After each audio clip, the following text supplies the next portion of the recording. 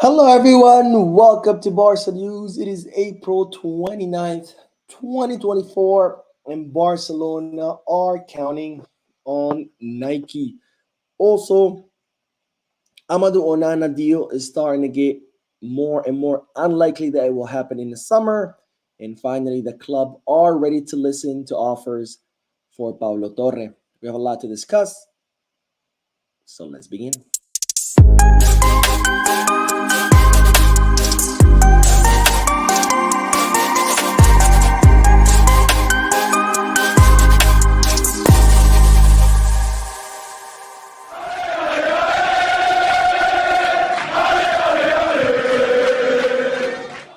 Hello, everyone. Welcome to the channel. My name is Moan. As I've mentioned before, I am currently out of town on vacation. This is why I'm not in my YouTube studio. So, since I don't have my computer equipment, etc., I can't edit videos and upload them. So instead, I'm bringing you these short live videos to keep you up to date on all Barcelona news.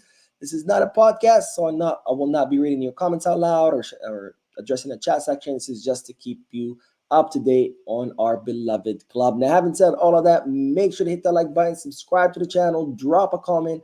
All of this helps this channel continue to grow. By the way, if you hear my voice a little raspy, that's because today I was at the Barcelona versus Valencia match. I was screaming, singing the whole time, so I've lost my voice. I do apologize. So please bear with me. But let's start with the news because Barcelona are currently counting on the Nike deal renewal. Now, Barcelona need to fix their budget by June 30th of this year. June 30th is when the fiscal year ends, and that's when you have to turn over all your paperwork from about your budget and how much you made, etc. All that paperwork has to be turned into La Liga, and that's when La Liga decides your new salary limit, your financial fair play restrictions, etc., based on how you finish the financial year. Of course, at the beginning of the summer, Barcelona had made their budget for the entire year. Part of that budget was 100 million euros that they were supposed to receive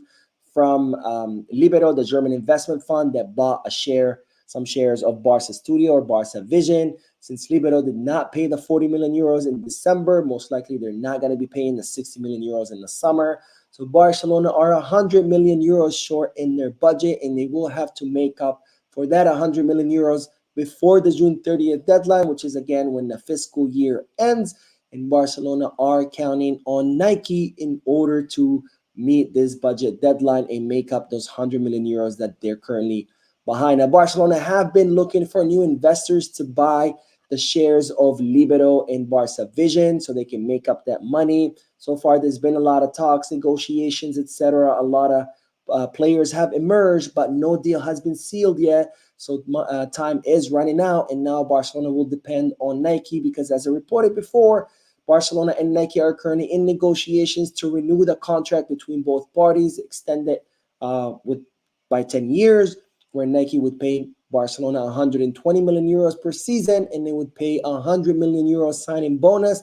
Those 100 million euros would be immediately paid as soon as all those signatures are placed on the contract. So Barcelona are counting on that signing bonus to meet their budget so they can get back to the one-to-one rule this summer. Now, if Barcelona end up finding investors for Barca Studios and those investors end up buying the portion of Libero, that money would be extra for the club. It would so Barcelona, so of course, it would be welcome. It would be great news. But for now, Barcelona counting on Nike to meet that budget deadline and return to the one-to-one rule come this summer. Now, speaking of the summer and signing players and the transfer market, etc., the deal to sign Amadou Onana is becoming less and less likely. Now, as I reported many times before, Deco's number one option for that pivot position or that defensive midfield position is Amadou Onana, who's currently at Everton. Of course, Everton have set a price around 60 million euros for their midfielder.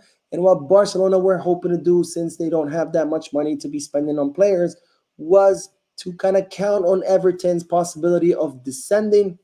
Barcelona wanted to play the long game to see if Everton, starts to get closer and closer to the relegation zone. And based on that, then Barcelona were hoping to approach Everton and kind of be like, hey, look, You might be getting relegated. How about you sell us Amadou Onana right now before you get relegated and his price drops even lower?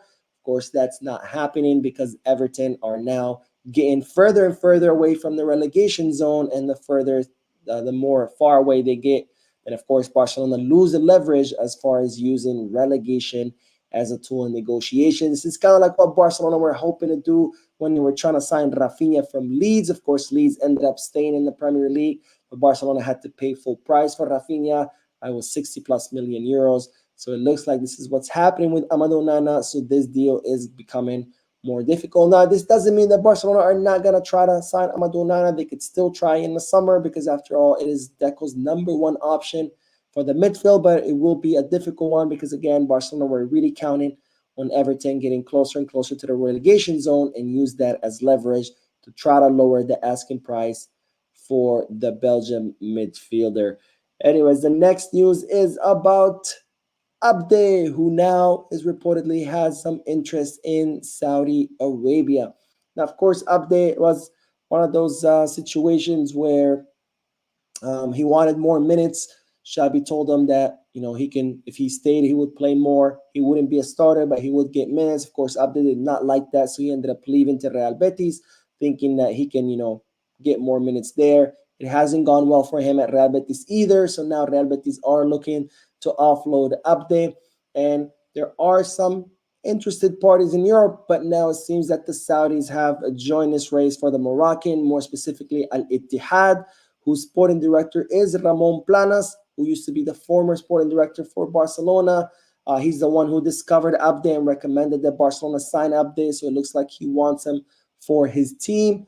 And how is this important? Well, it's important because when Barcelona offloaded Abde to Real Betis, they maintain a 50% of any future sales. So if Abde does end up going to Saudi or wherever he goes, Barcelona would get half of that. Of course, if he does go to Saudi, most likely the Saudis will pay more than any other European club. So that would mean that Barcelona would get a bigger share than if he goes to another European club. We'll see if he wants to. Of course, he is still young. I don't know if he's going to want to go to Saudi, but we're going to have to see in the summer. But it looks like Barcelona will be making 50% of whatever money Real Betis end up making because they are putting him on the market. Now, speaking of putting players on the market, it's reported that Barcelona are now considering hearing offers for Pablo Torre. Now, Pablo Torre arrived in Barcelona as kind of this big, promising midfielder from Racing de Santander. Unfortunately, it did not go well for him. Looks like he was more interested in partying and spending time in Barcelona nightclubs than spending time on the training field. He, of course, many times also refused to go back down to Barca Athletic so he can get more playing time. And as such, Barcelona sent him on loan to Girona. There's no option or obligation to buy for the player, so he will be coming back to Barcelona in the summer. And it's reported that now Barcelona are willing to hear offers for the young midfielder. Now, Barcelona's preference is to loan Pablo Torre for another season. They still want to keep him in the club. They still want to see maybe he eventually hits his strides. Maybe he eventually starts hitting the expectations that the club had of him when they signed him. So they would prefer to keep him for another season, send him out on loan to see what happens. But if a good offer comes for him, then Barcelona will be willing to listen and perhaps offloading him. Because, of course, given the club's financial situation, given the club's needs to sign players, they cannot say no to an important offer. So it looks like Barcelona are now ready to hear offers. But again, the preference will be to send him out on loan again. We'll see what kind of offers come for him. And depending on that, Barcelona will decide whether to sell him or send him out on loan again. Anyways, that is all the news for tonight. I did upload a video earlier, like 10, 15 minutes ago. Lots of good news in there. Make sure to check it out. I am going to go to sleep. It's 1 a.m. here in Barcelona. I have to catch a flight in a few hours. I'm going to sleep like 2 hours or something like that. But anyways, thank you for tuning in. Make sure to hit the like button, subscribe to the channel, drop a comment. And as always, Visca Barça.